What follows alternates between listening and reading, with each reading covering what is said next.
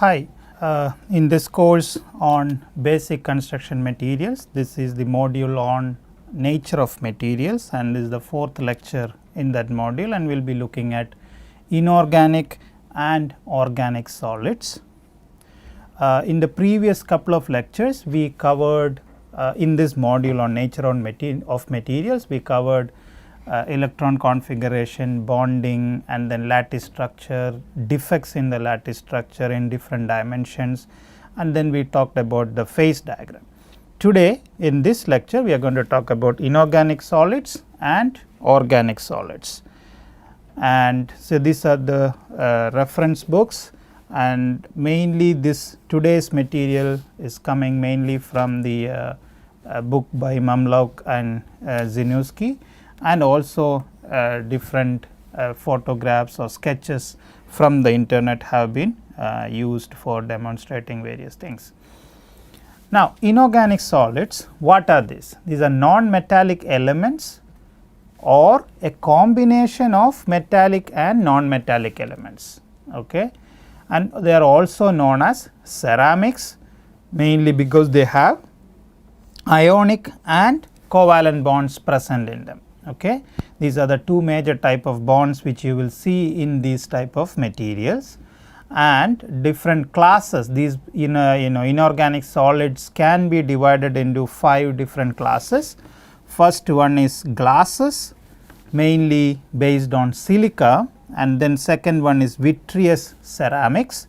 It is essentially like the bricks or pottery, which are essentially the clay products, and the third one is cement and concrete, again a multi-phase material with different things present inside as different phases, and rocks and minerals, and also we have some high performance material which are artificial materials which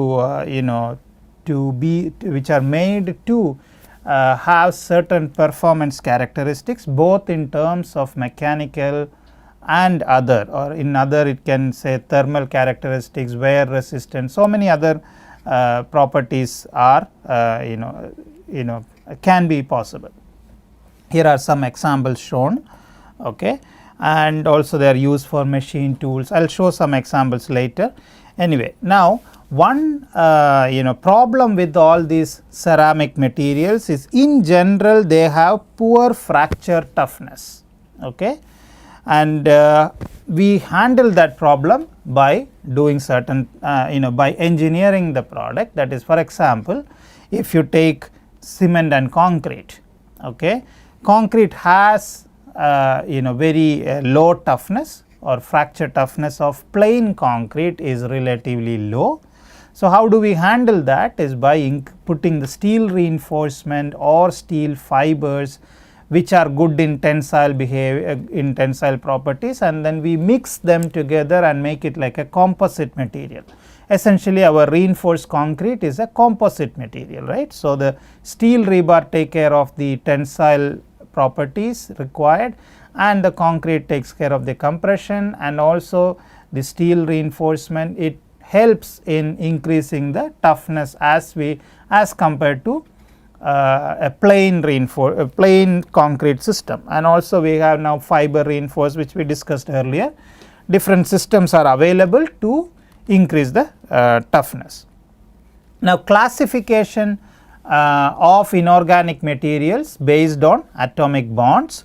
So, they have a well defined, although more complicated, okay, unit cell structure which is repeated for the formation of crystals. So, these are just a recap on what we already discussed in previous lectures. So, you can see this is a unit cell like right here, and these are different types of unit cell that can be present in various materials. Now, in case of non-metallic materials, or we said that inorganic solids can be fully non-metallic or a combination of metallic and non-metallic materials. So, in case of non-metallic materials, predominantly you will see covalent bonds, and in case of inorganic solids with both metallic and non-metallic materials, you will mainly see ionic bonds, okay. Just a difference in terms of atomic bonding nature. Now, one example of a very good ceramic is diamond, and it has covalent bonds, like just previous slide I showed. Non-metallic means covalent bonds, right. So, the diamond is an example for that. And where do we use diamond in construction? I mean, we use diamond for cutting as cutting tools, as drilling tools, or dressing tool, or polishing tools. So, these are different types of tools which are used even in construction. So, I just want to make sure what these see for example, this cutting tool which you see, it is not that the entire blade is made out of diamond. Okay, you have only a tip of that tool, which is because it is very costly. So, the tip is actually made of diamond or diamond tip. For example, in this case here, this you can see these tips are made of diamond, okay, of these polishing tools. You can see all this a little bit difference at the tip, and that is what is made of diamond, and not that entire thing what you see is diamond. Okay. Now, here you have polishing tools, you have some diamond coating on this. So, you can see diamond coating. Okay. Here on the right side, drilling and cutting tool, again you have tips which are diamond tipped. Okay. So, for example, here also you will see here you will see. So, these are because it is very costly in volume wise. So, you do not want to use a lot of this material, but wherever it is required. So, the tools are targeted for that, or the some specific points on the tools where you want the tool to be very hard and at the same time strong, so that you can cut the material, and only there you put the diamond. So, diamond tips, and there also durability is very good in this case. Now, another example which we come across in construction is Portland cement concrete, okay, widely used material.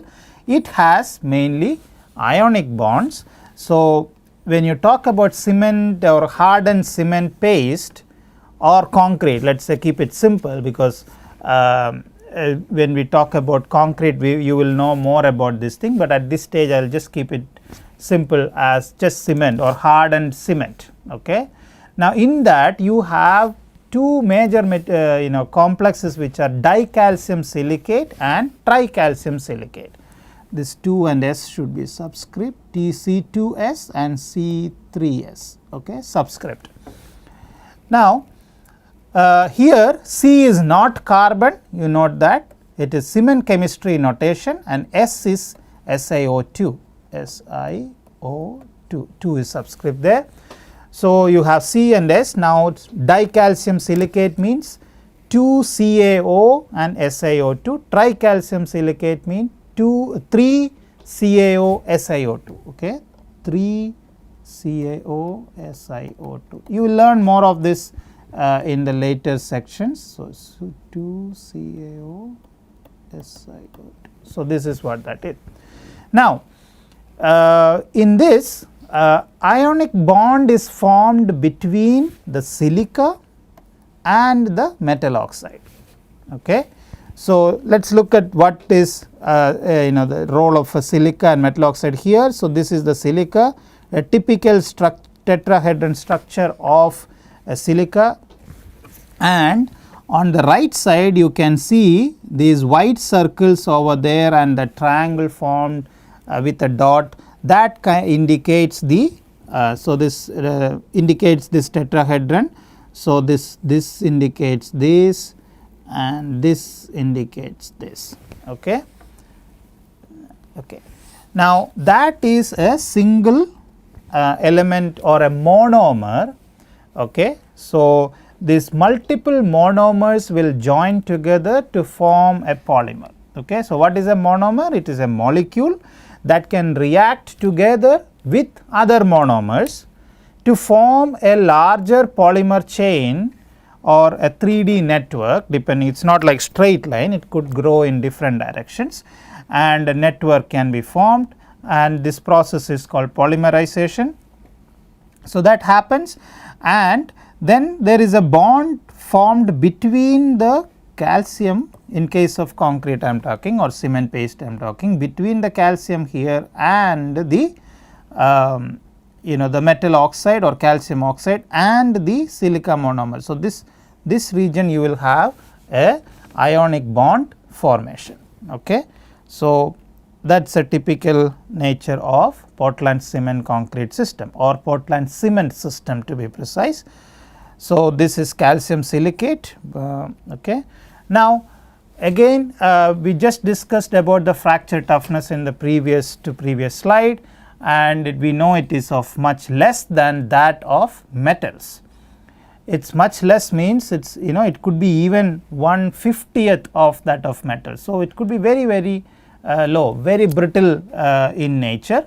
Now, so they tend to break in a brittle manner, and like you have grain structure in metals, you also have similar structure in ceramic materials also, and stress concentrations can happen. We are looking at why this is breaking in a brittle manner.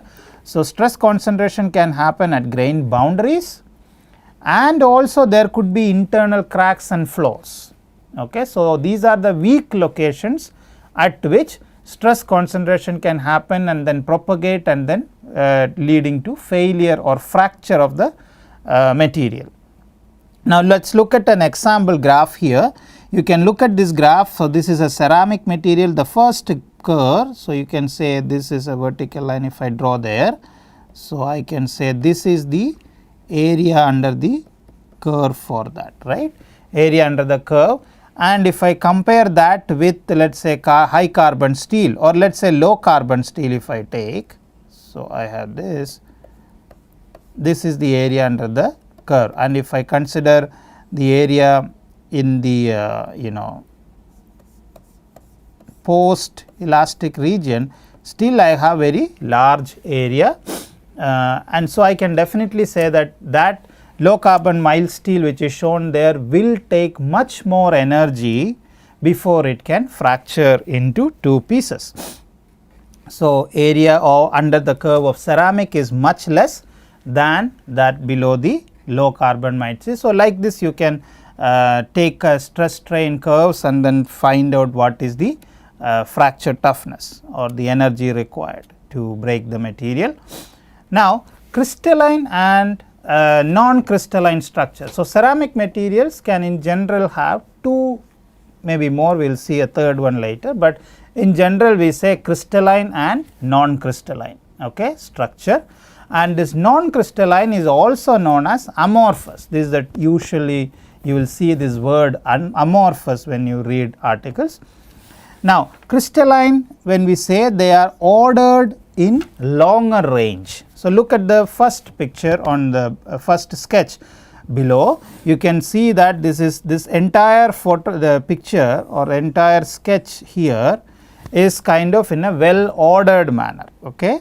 Whereas, if I look on the right one, I see not really an ordered structure.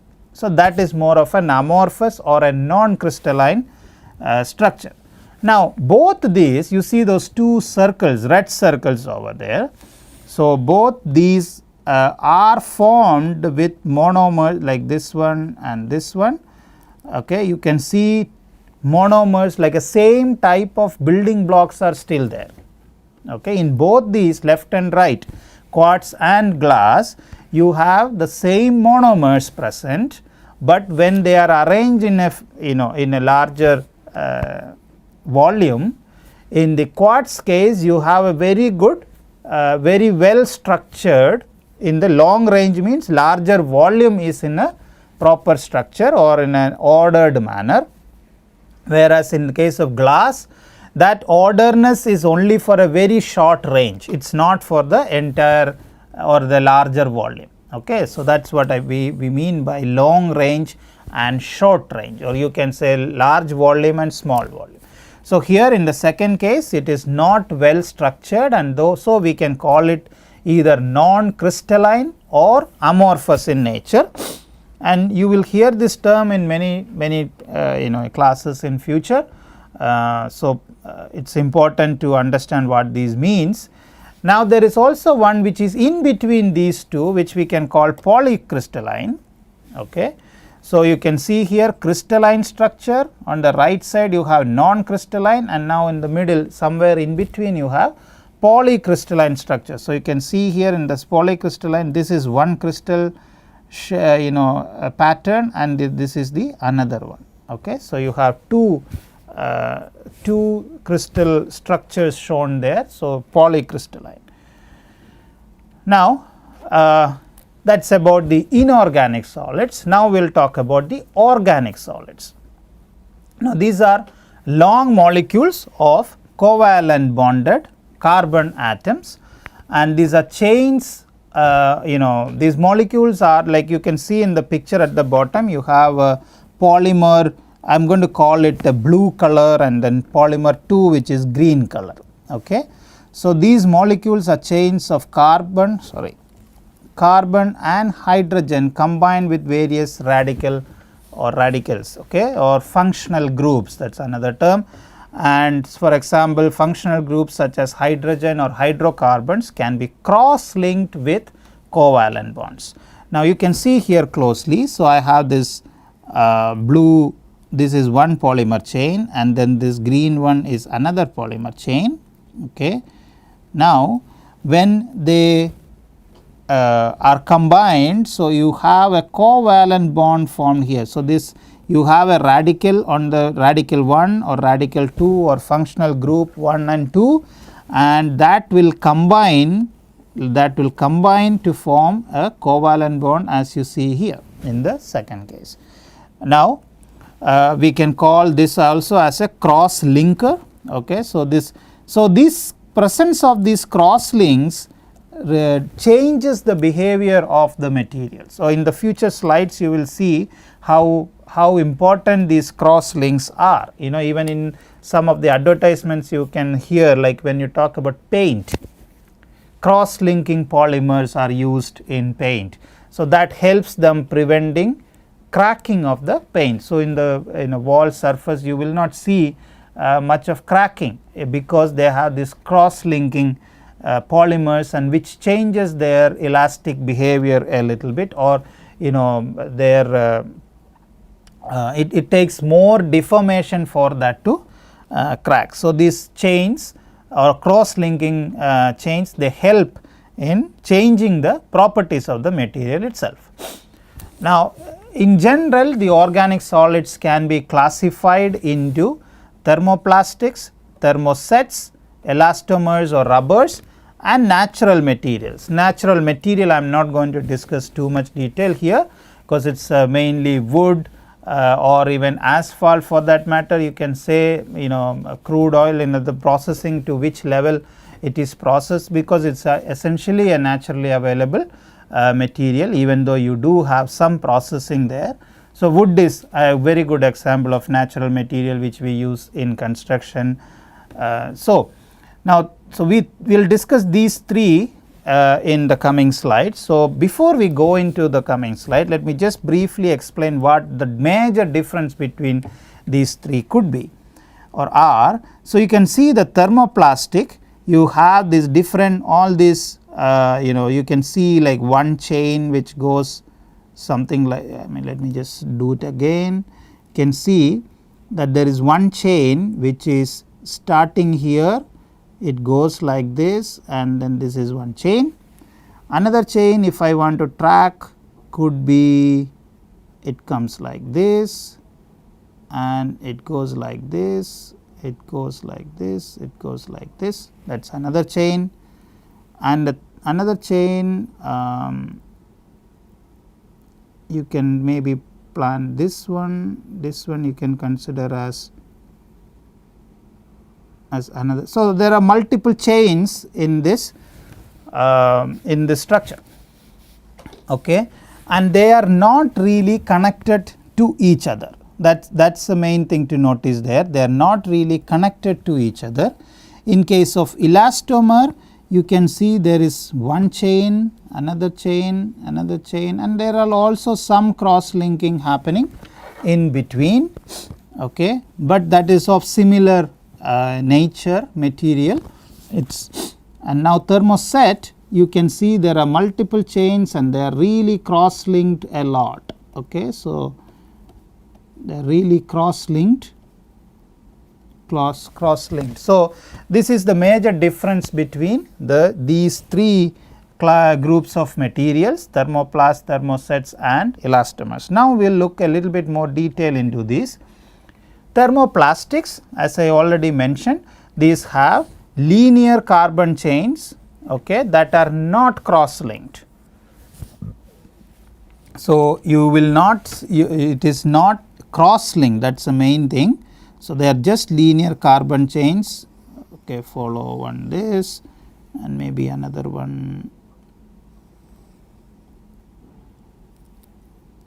I mean, you can try which drawing belongs to which chain. So anyway, there are multiple linear carbon chains which are not cross linked.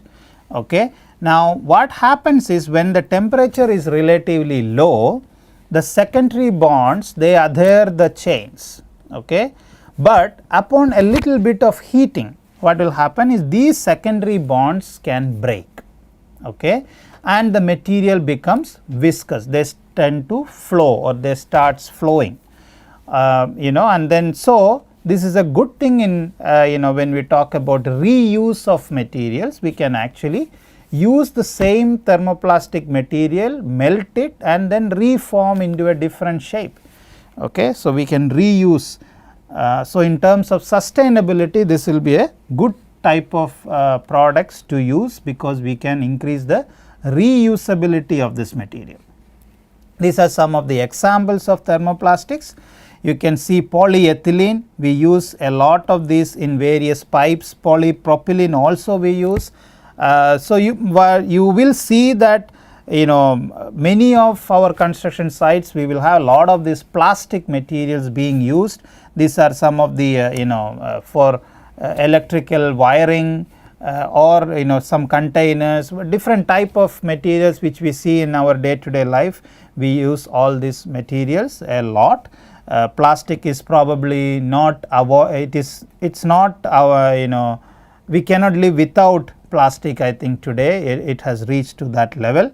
Everywhere we use it, but what we have to see is, because they have very high carbon footprint, all these materials. So we have to see how to minimize or probably reuse these materials as much as possible. Now polytetrafluoroethylene, this is also known as Teflon, which is widely probably known to you. We know that they have been used for this non-stick cookingware at home, but one important use which is in terms of construction is we use that for gaskets or sealing, etc., because they have very good adhesion property and very good heat resistance. That is why it is used for cookware, but main thing is low friction and adhesion, and so it is very widely used for making watertight connections, etc., in pipes. You will see that in future, or whenever you see go to the site, etc., you will see where Teflon tapes are being used when you put two pipes together, and coupling in between the threading, you will provide that. Okay.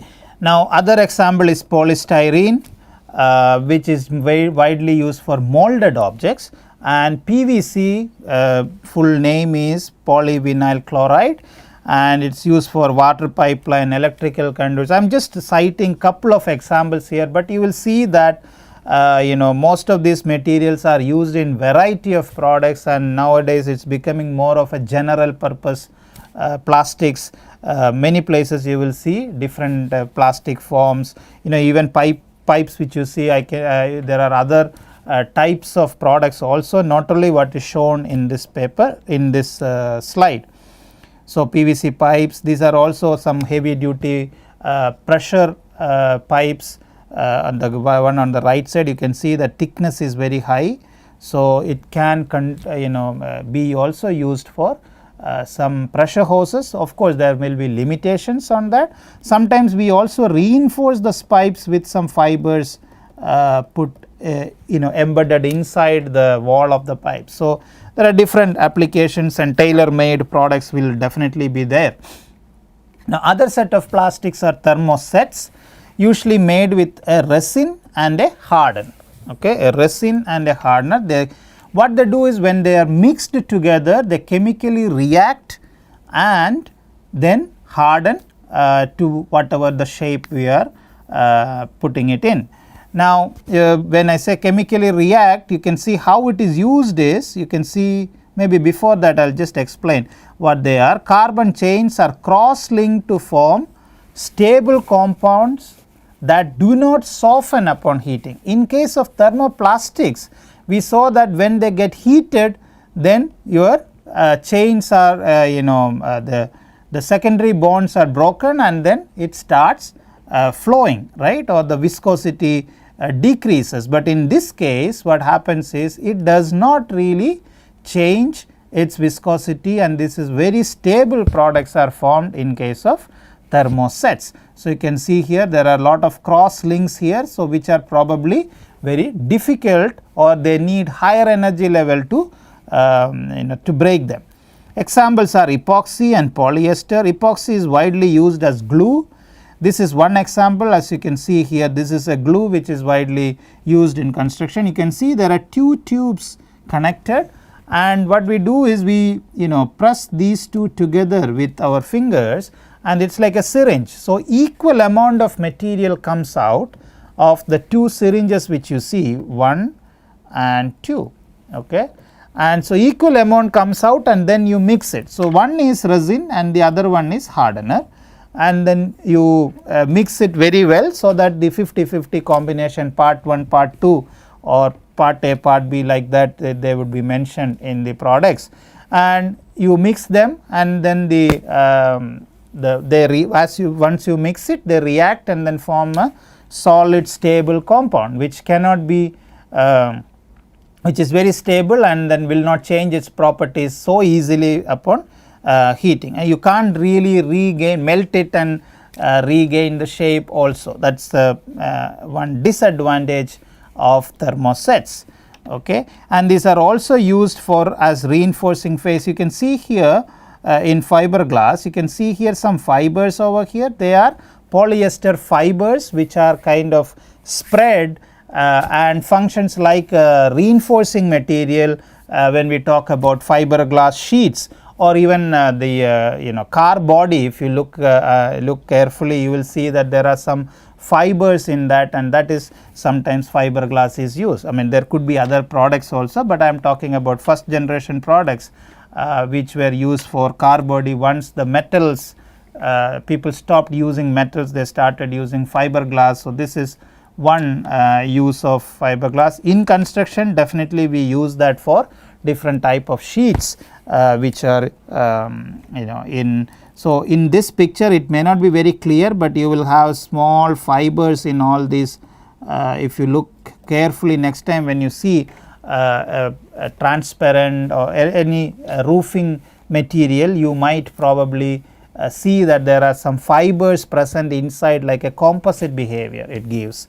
So, fiberglass provides that tensile strength or the toughness which is required, whereas the remaining material usually provides the volume and then make sure that it has a definite shape also. Okay. Now, another material which again comes in the category of organic solids is elastomers. Okay. Now, again these are linear polymers, okay, like the earlier we talked about this one, thermoplastics. Okay. Now, they have, in case of thermoplastics, they did not have cross linking chains, but here they do have, but very limited. Okay. So, you can see here, one here, one here, one here, very limited cross linking. And now, the secondary bonds which are present melt at atmospheric temperature, and then cross linking, the presence of this limited amount of cross linking chains enables the material to behave in an elastic manner. Okay. So, what does it mean? When I say behaves in an elastic manner, means when I pull it, it will try to come back to its original shape when it is the load is removed or when it is unloaded.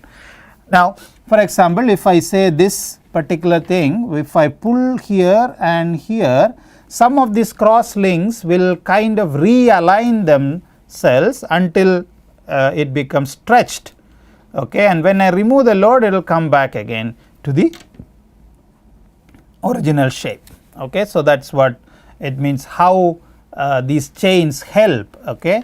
So I can probably show, let's say this is something like this chain is like this, so I put this force here, then what happens is it will kind of become something like this. So these chains will kind of rearrange, okay. So when they rearrange, it will elongate, and when I apply the force, it will take this shape. When I release the force, it will come back to this original shape. So if I am going to call this as first and this as second case. So when you apply the load, before application of the load, the structure is like in 1, that is here.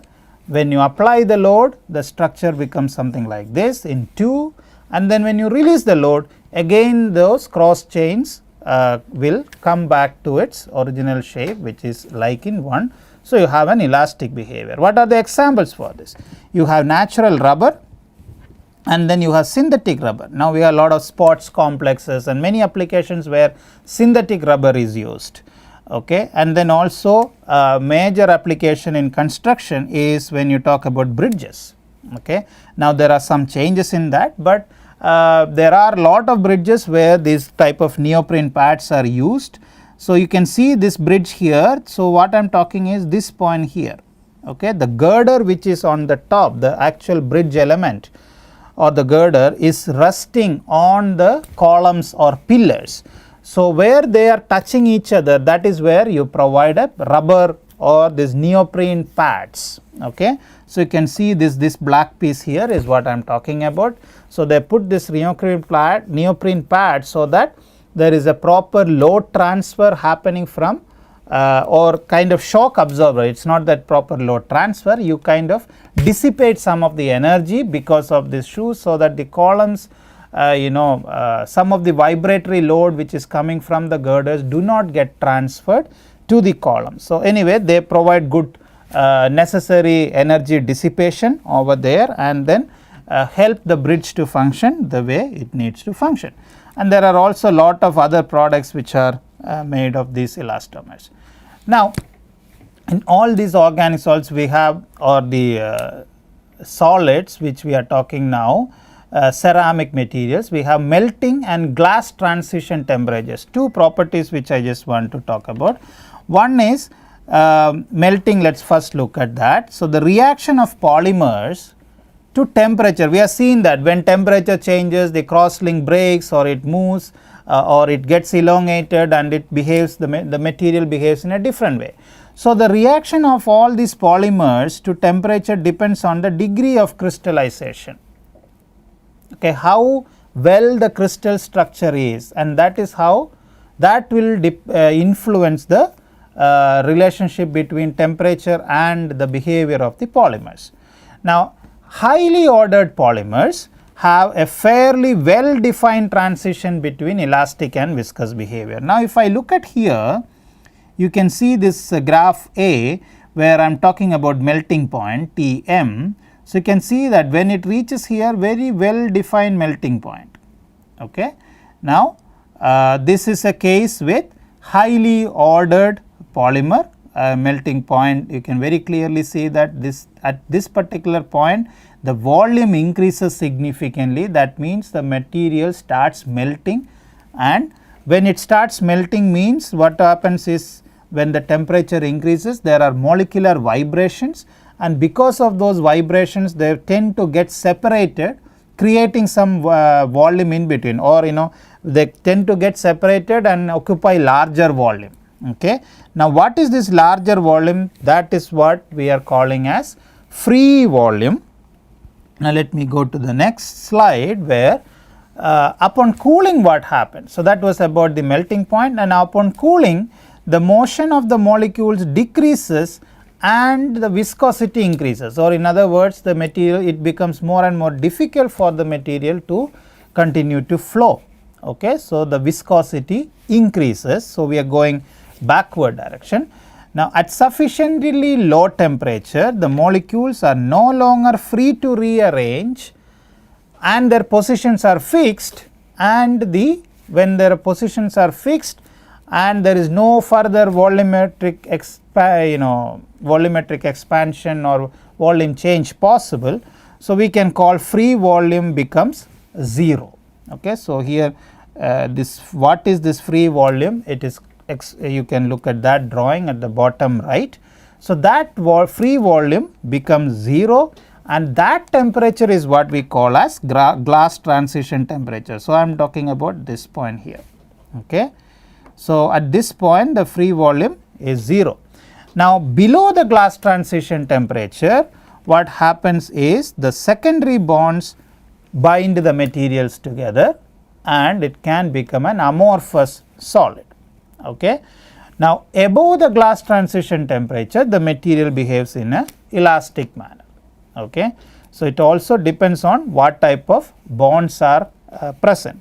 Now, for an example, acrylic is the plexiglass or the glass like transparent sheet which we use in construction. You might have seen it is not glass, but most of it is we call it acrylic, and it is a transparent sheet widely used in construction where you do not want glass, but at the same time you want transparency. Now, its glass transition temperature is 100 degrees Celsius and above the glass transition temperature. So, if you take that sheet and then you start heating it, after about 100 degrees Celsius, you will see that the material starts to flow.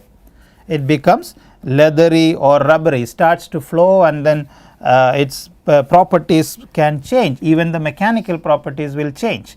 So, I will show you how the mechanical properties of various polymers change, and they are definitely dependent on the degree of orientation of the molecules or the crystal structure and the amount of cross linking. Both these are influencing the mechanical properties of the polymers. Here is an example graph or graph which kind of compares various materials and their elastic modulus. So, you can look at here fraction of covalent bonds, or how much of all the bonds which are present, how much is the covalent bonds. So, you can see as you have very little covalent bonds, the modulus is very little. On the bottom left corner region is what I am talking. As the amount of covalent bond increases or the fraction of covalent bond increases, the modulus is also increasing. So, for example, the plexiglass or the acrylic which we just talked about, the modulus is somewhere here. Okay.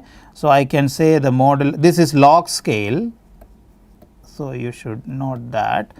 Okay. The modulus is somewhat here. So, maybe that is about 2 or 3. Okay. Let us say 2 or 3. Now, if I take cross-linked polymer or epoxy materials, okay, that is thermoset plastics, I can probably see that this is about here, maybe 6 or 7, something like that, or this will be about 5, I think. Okay. Now, if I look at the other type of manufactured products, very high performance material, then I am seeing like it goes even this could be about 50 in the log scale. Okay. So, you see from 5 it is about a 10 times increase from here to here. Okay. Now, it is not only 50, you have also very high about 100. Okay. This could be close to 100. Now, when you have 100% covalent bond, you have very high modulus. Okay. For concrete, for example, you have very high elastic, I mean concrete also depends on what type of concrete you talk, but if you have or 100% covalent bond is diamond, you have very high modulus for the diamond. So, depends on different materials. So, definitely these bonds do play a role in influencing the mechanical and other properties of the of various materials. So, definitely they have a huge role in designing our structures and making sure we understand those behavior at the microstructure level, so that we will be able to design and incorporate those in our civil engineering design, and then ensure that our structures stand safe for the structure and for the users for the desired life, that is service life. And we talked about a lot of these in the earlier lectures. Service life, sustainability, all these words were introduced to you. So, please read all those concepts. It is very, very important in today's world for us to incorporate these concepts in all the designs which we talk about. Not all the structures which we design should not only last for the initial few years or something, but it should really last for long time. So, you have to decide what is that design life, and then when you choose a particular material, is that going to really give you the long life which you are desiring for the structure.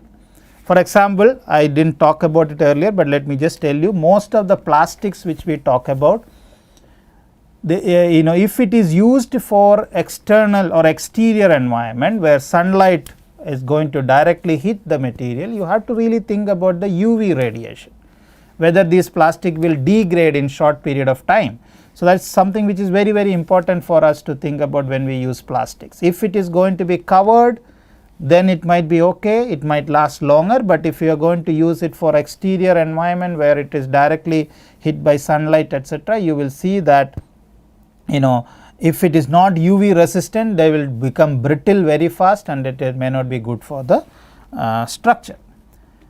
I think to summarize, we talked about inorganic solids, organic solids, in which we talked about thermoplastic, thermosets and elastomers, and also towards the end we talked about properties of polymers, how the very briefly how the bond can influence the properties, and how it is related to the temperature of the ambient temperature of the system.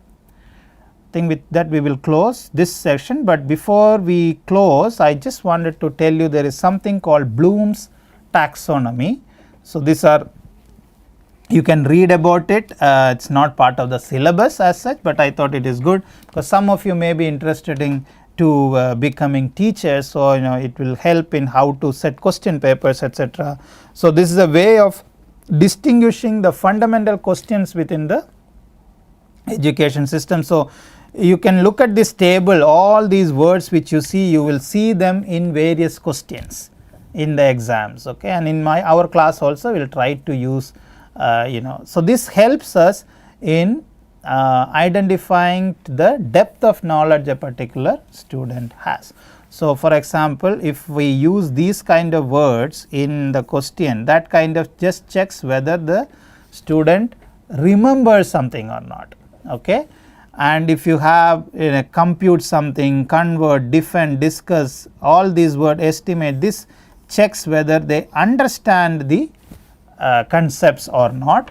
Third one is to check whether they can apply a particular concept or not, and then fourth is analyze, then evaluate, then create new knowledge, or it's categorize, so creating something. So, these you can, I do not want to talk too detail, you can look at all these words and then you can see how to use these words in your question paper, especially if you see them, as you go towards the right, that is more and more difficult, difficulty level kind of increases, which is shown in the triangle over here, where you can see first one is recall, just memory checking, and then second one is understanding all that, then third one is using and applying knowledge, identifying and analyzing patterns, using all concepts to create new ideas, and then finally assessing theory. All this is for evaluation. So, as you go up, it becomes more and more difficult. So, just wanted to introduce this concept called Bloom's taxonomy. You can Google on this and learn about this also, especially if somebody is interested in becoming a teacher in future. Thank you.